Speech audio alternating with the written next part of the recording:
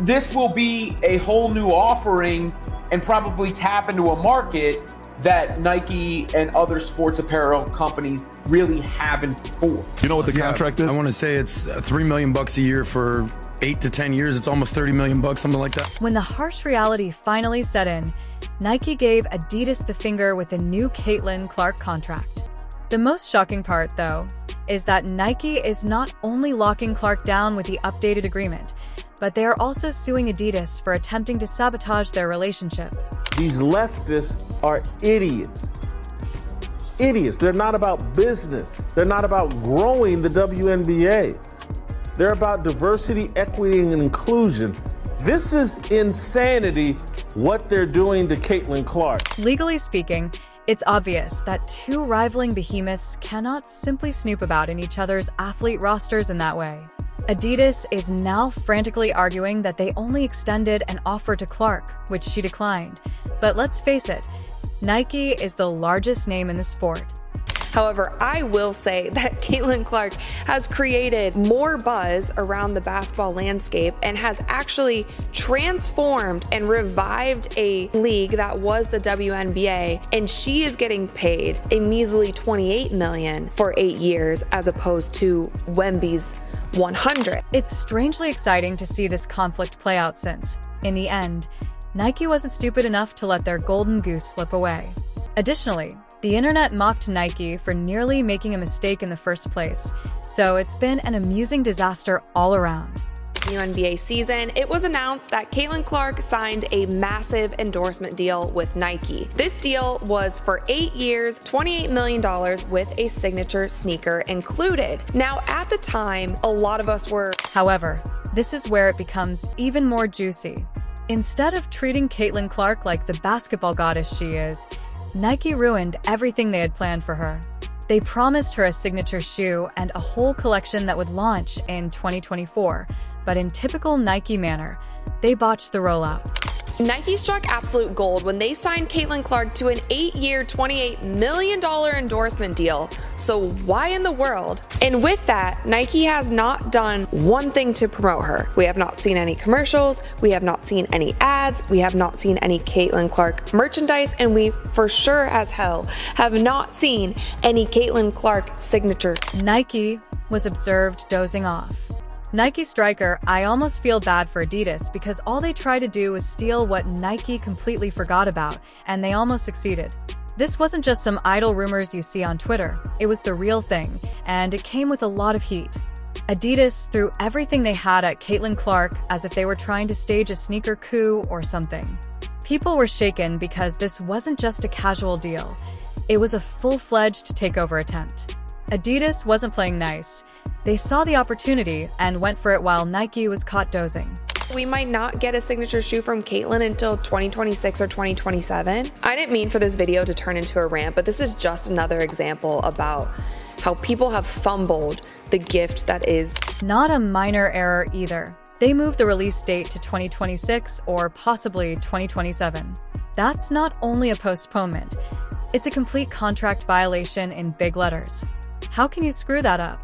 The praise, the commercials, the ads, the merch, like all of the things that she should have gotten during this rookie season. Nike hasn't produced one ad or commercial featuring Clark since she turned pro, and despite a signature shoe being part of Nike's agreement with Clark, based on conversations with people in the know, it indeed has something to do with the WNBA MVP and Nike athlete A'ja Wilson.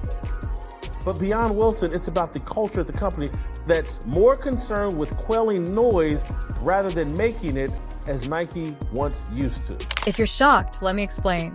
According to insiders, Nike decided that A'ja Wilson's shoe should be released first because, brace yourself, she didn't have the same racial tensions attached to her name as Caitlin Clark did. Let's just say that she's the MVP and her shoe doesn't have the drama attached to her name like Clark's. That's the kind of thinking going on behind the scenes, playing it safe with Wilson while completely forgetting that Clark has an army of fans waiting to take over the internet for her shoe. Because of a narrative in the media about playing it safe in the most ludicrous way imaginable, Nike decided it was a good idea to push Clark's shoe back despite her enormous fan base. In the meantime, when Adidas noticed that Nike was taking too long, they weren't just sitting around while they ruined Caitlin Clark's shoe agreement. Nike should have done everything from the beginning, but Adidas recognized their golden opportunity and wasted no time in making their move. Adidas moved in smoothly and made Clark a huge offer that included more money and advantages.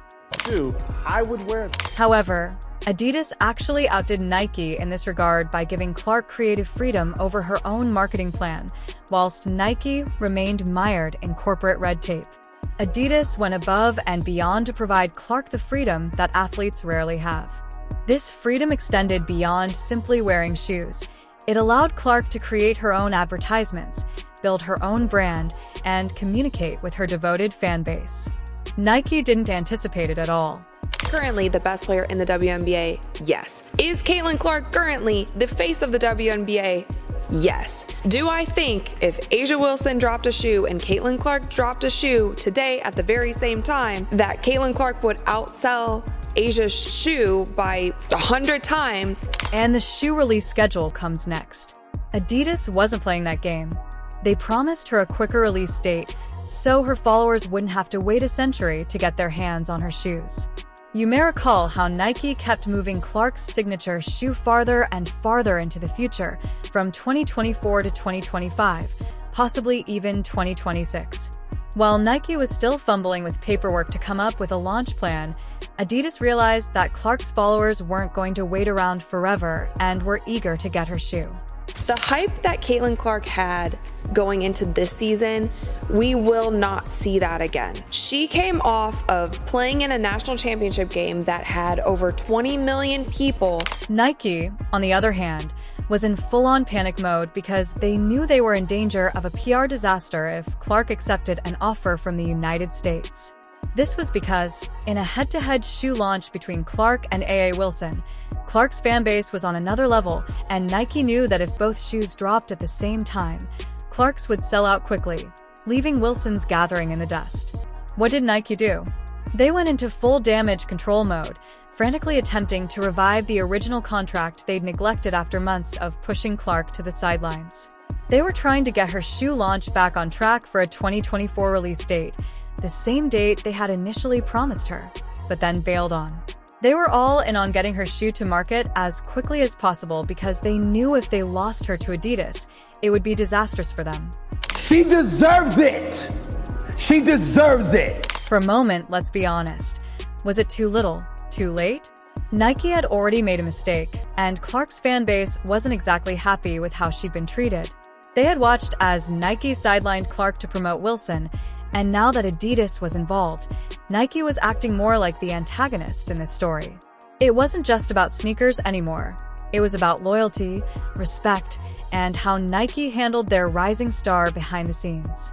The whole Adidas buzz really got going after Billie Jean King, an Adidas ambassador, tweeted that she was out here praising Caitlin Clark's accomplishments, and that's when things started to get heated. Despite winning unanimous WNBA Rookie of the Year, they've got no plans for a Caitlin Clark shoe. Why not? Well, the official reason from Nike is an obvious lie. What are they hiding? Is sports losing popularity?